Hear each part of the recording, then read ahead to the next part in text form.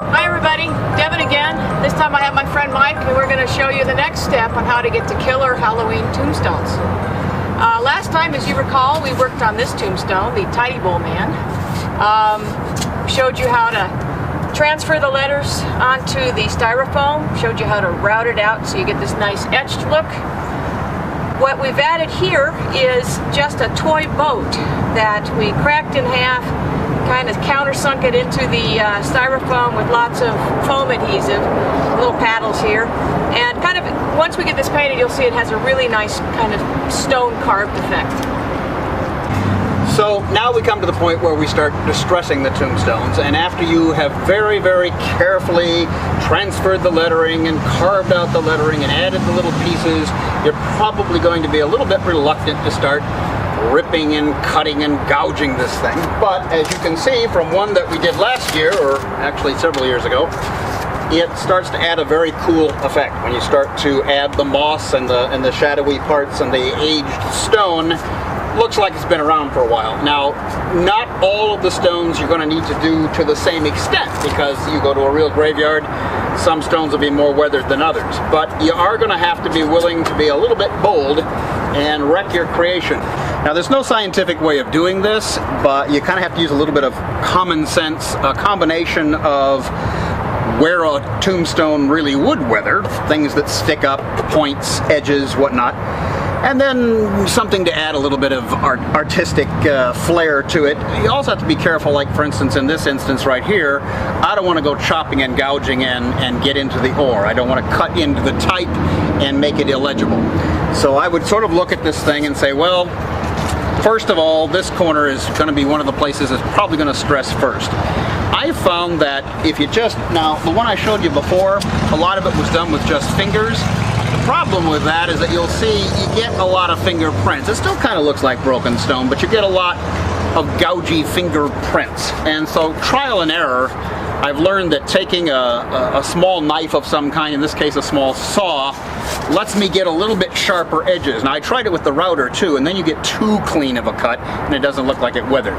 But if we take this saw, say we can just start chipping chunks of it off. It's a little hard for me to do this and have it facing you, but I can start to cut into it, and also I can, pardon me for taking it away here, but I can also, I'll hold it down like this. See, I can also bring the dags, now there I went into my L a little bit, which I just told you not to do, but you can start bringing the cracks down across the stone as well as chopping it out.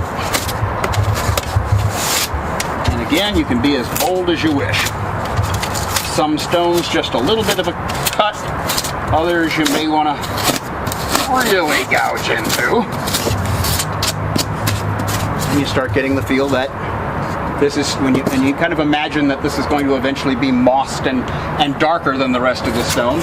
So even when you're cutting out here onto the stone itself, you know that that's going to have that, I don't know if you can see these over here or not, but you're going to have that nice black shadow in there.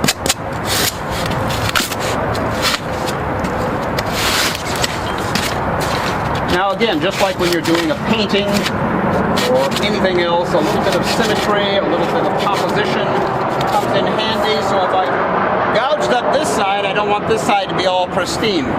We already said we didn't want to get up here because we've got our ores. So maybe we can take just a corner off.